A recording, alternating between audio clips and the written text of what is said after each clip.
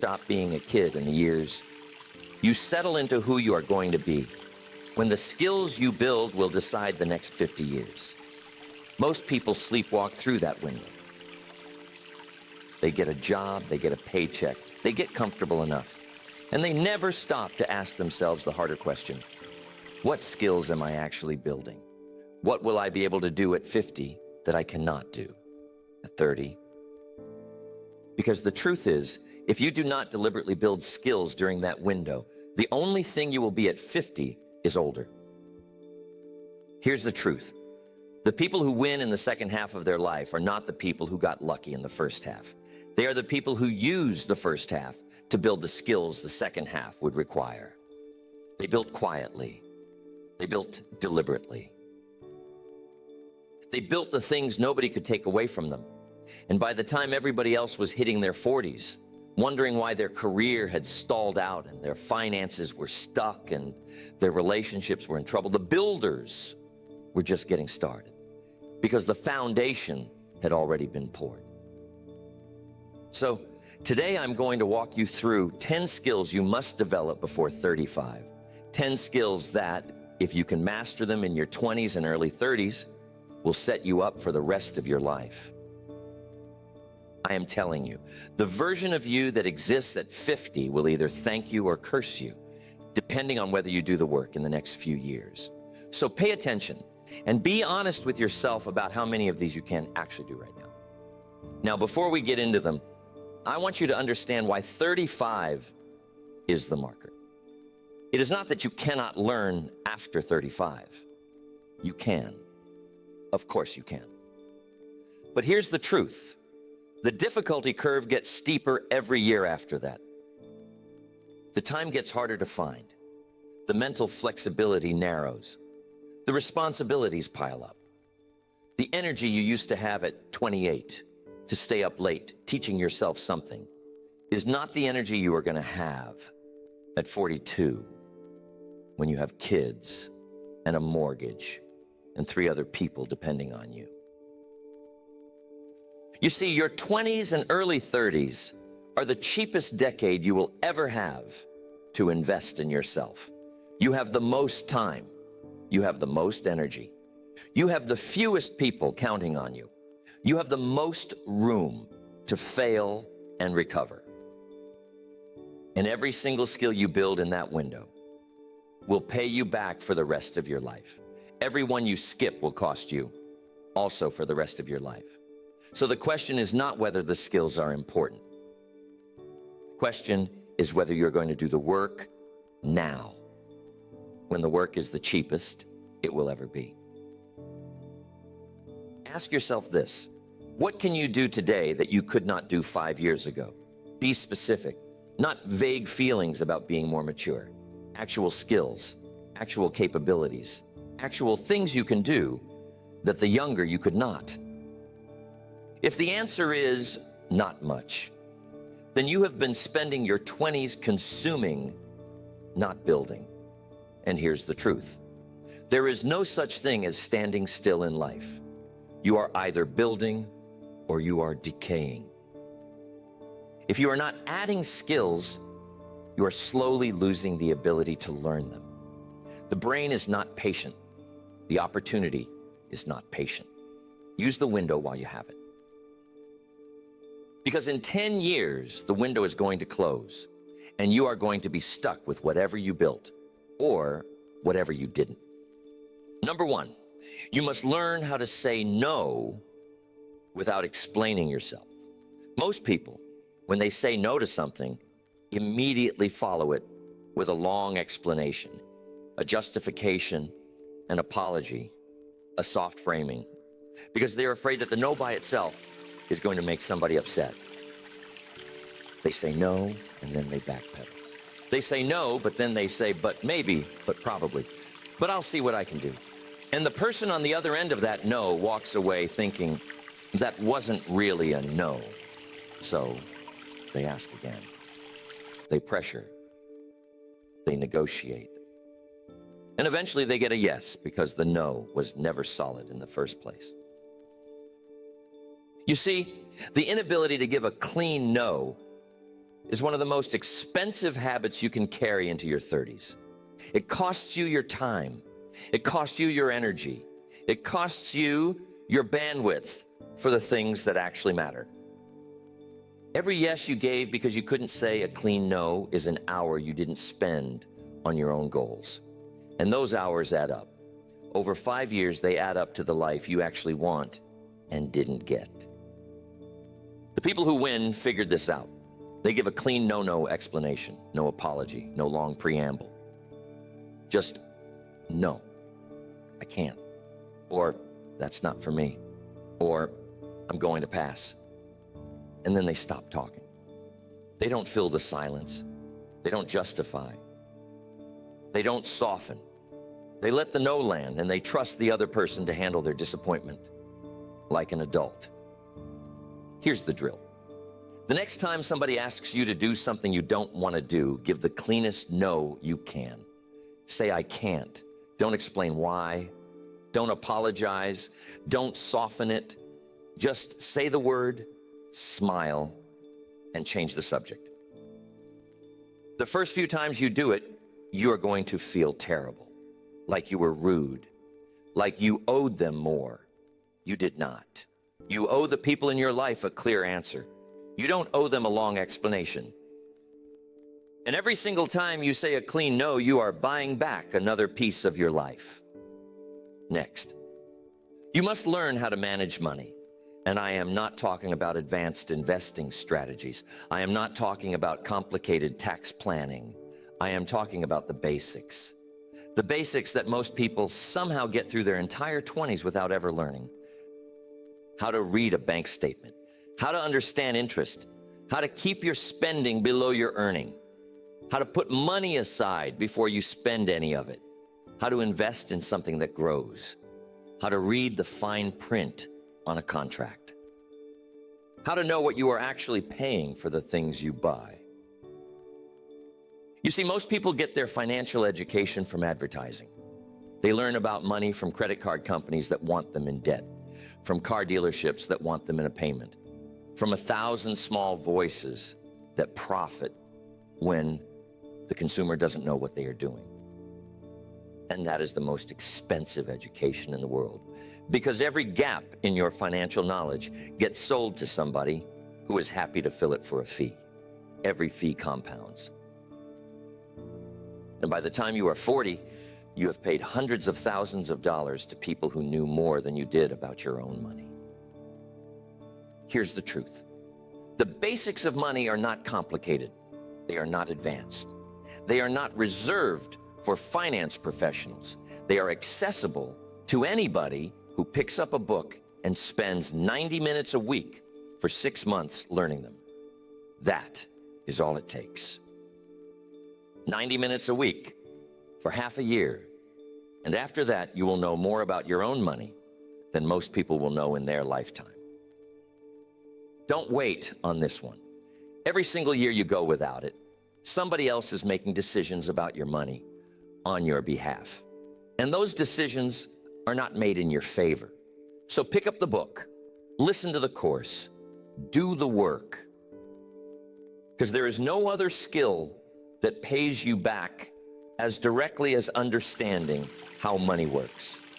Every other skill on this list takes time to convert into money. This one is money, directly, every single day for the rest of your life. Next, you must learn how to listen to understand, not to respond. Now, this is a skill almost nobody has, because nobody is taught it. Most people, when they are in a conversation, are not listening. They are waiting for their turn. They are formulating their next point. They are thinking about what they are going to say while the other person is still talking. And the person on the other side of that conversation can feel it. They can feel that they are not being heard. They are being processed. Here's the truth. The single biggest skill that separates people who build real relationships from people who don't is the ability to actually hear what somebody is saying, not to plan your counter, not to validate your own position, just to listen, to take in the whole thing, to ask one clarifying question before you say anything else, to make the other person feel like for at least these few minutes, you were fully there with them. People will trust you. People will open up to you. People will bring you opportunities they would never bring to somebody who is always talking, because you are giving them something they almost never get. You see, every relationship you have and every friendship, every business contact, every family member, every coworker is built or broken on this skill. If you cannot listen, your relationships stay shallow.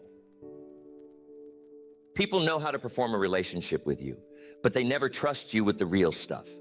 And without the real stuff, every relationship in your life stays at the level of acquaintances. Acquaintances do not show up for you when things get hard. Real relationships do. But you only get to the real relationships by listening first. Practice it in every conversation you have. Just listen. Don't plan. Don't interrupt. Don't push your point in.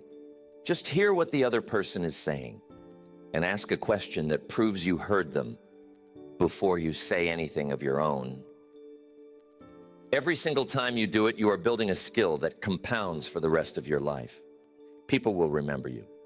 They will not always remember why. They will just know that talking to you felt different. And that feeling is going to open doors for you that no other skill can. Next, you must learn how to speak up in a room of people who are more experienced than you. This is the skill that separates the people who get promoted from the people who get overlooked. Because here's the truth. In any room where decisions are being made, the people who get listened to are not always the people with the best ideas. They are the people who said something.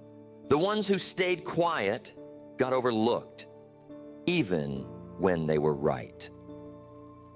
The ones who spoke got included, even when they were not. Most young people are afraid to speak in those rooms. They feel like they have not earned the right. They are intimidated by the years of experience around the table. They are worried about saying something stupid. So they sit quietly, take notes, and tell themselves they will speak when they know more. But here's the truth. You will never know enough. The rooms get bigger. The stakes get higher. The people in them get more impressive. And if you are waiting until you feel ready, you got to wait forever. The waiting itself is the problem. You see, the people in those rooms are not waiting to hear that you have the perfect answer. They are waiting to see whether you have the courage to engage, whether you will ask a real question, whether you will challenge an assumption, whether you will offer a perspective they did not have. And every time you do, you are signaling that you belong there. The skill is not having the right answer. The skill is being willing to enter the conversation. Start this week. Find a meeting, find a room, find any setting where the experienced people are gathering, and force yourself to say one substantive thing. Ask one question. Offer one observation. Disagree with one thing somebody said. Every single time you do it, you are making yourself a slightly bigger person in the eyes of the room. And by the time you are 35, you will be one of the people younger people are afraid to speak up around. Make sure that when they do, you are the one who tells them to do it more. Because the room only ever gets sharper when somebody new finds the courage to enter it. Next, you must learn how to write a clear message. Not a beautiful piece of literature, not a poem, not a 5-paragraph essay with a thesis statement. A clear message. The kind of writing that gets read by a busy person and understood the first time.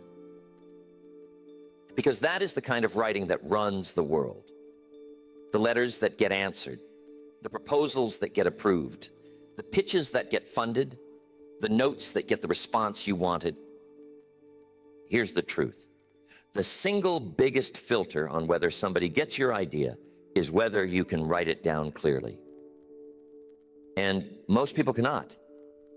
They send letters that bury the point in the third paragraph. They write messages that take 3 reads to understand. They use big words to sound smart, when small words would have done the job in half the time. And every single one of those poorly written messages costs them. The deal doesn't happen. The promotion doesn't come. The opportunity goes to somebody else. You see, writing clearly is not a literary skill. It is a thinking skill. The reason most people write poorly is that they're not clear on what they actually want to say. So they hide it in a lot of words, hoping the reader will figure it out. But the reader doesn't have time to figure it out. The reader has 50 other things to read. So they skim, they misunderstand, they move on. And the writer never knew what they missed. Here's how you train it. Write the letter, then cut it in half, read it again, cut another quarter. The point should be in the first sentence. The action should be in the second. The reason should be in the third. Everything after that is optional. Build this habit before 35, and you will have a tool that pays you in every job, every business, every relationship, every negotiation for the rest of your life. Because every time you communicate, you're either making the next thing easier or harder. Clear writing makes it easier. Every single time. Next, you must learn how to sell yourself. And I know that word, sell, makes a lot of people uncomfortable. They think selling is sleazy. They think it means convincing somebody to do something they don't want to do. They think the world should reward them on the basis of their work, without them having to point at it. But here's the truth. The world doesn't work that way. The world is full of talented people who never made it because they refused to learn this skill. And the world is full of moderately talented people who built incredible lives because they did. You see, selling yourself is not about lying. It is not about exaggerating. It is about being able to clearly explain to somebody why what you are offering is worth what you are asking for. Whether you are asking for a job, whether you are asking for a raise, whether you are asking somebody to hire your business, whether you are asking somebody to invest in your idea. Every single one of those situations requires you to articulate your value. And if you cannot articulate your value, the world cannot pay you for it. Most people are bad at this because they were taught that talking about yourself is bragging. So they undersell, they downplay their accomplishments, they wait for somebody to notice. And here's the truth, nobody notices. Nobody is paying attention to your work the way you are. Nobody is keeping a private list of your contributions, waiting to reward you. The people who get rewarded are the people who calmly and confidently can say, here's what I did. Here is the value it produced. Here is what it's worth, and here is what I'm asking for in return. Start small. Before 35, begin by being able to describe what you do in one clean sentence. Then practice asking for what you are worth in real situations. A small raise, a small price increase, a small ask. The early reps will be uncomfortable. They will feel pushy. They are not pushy. They are the foundation of every dollar you will ever earn that wasn't handed to you by accident. Next, you must learn how to finish what you start. This is the skill nobody talks about because it sounds basic. But I am telling you, it is one of the rarest skills in the world. Most people start things. Most people start a lot of things. The starting is exciting. The starting is the dream. But somewhere in the middle, when the work gets boring and the results aren't coming fast and the novelty wears off, most people quit. And then they start something else and quit that, and so on for 10 years. And by the time they are 35, they have a long list of half-finished things and very little to show for any of it. I once knew a young man who had more talent than anybody his age. He was smart, he was creative, he had ideas every week that other people would have killed for. And every time he had a new idea, he would throw himself into it for about 3 months. He would tell everybody about it. He would build the foundation. He would get to the point where it required real, boring, repetitive work to finish. And right at that point, he would have a new idea. The new idea was always more exciting than the old idea because the new idea hadn't gotten boring yet. So he would drop the old one and start the new one.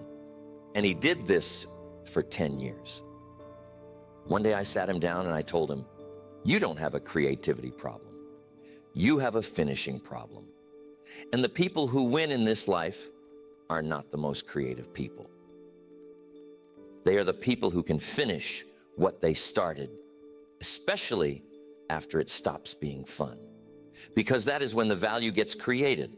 The work nobody wants to do at month 6, at month 12, at month 36, that is the work that produces the result.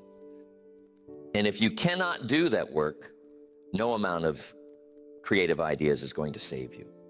He took the advice, he picked one thing, he finished it. It took him 3 years longer than it should have because he kept wanting to quit.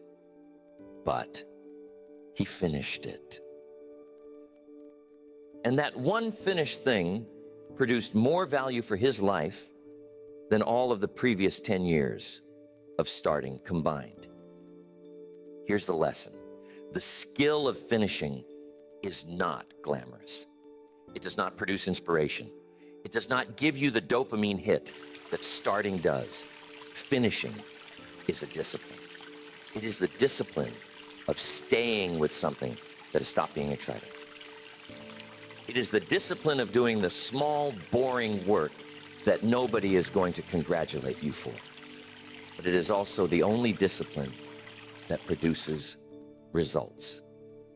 Because every result you have ever seen in your life, every business, every book, every great career, every great relationship was produced by somebody who stayed with the work after it stopped being interesting.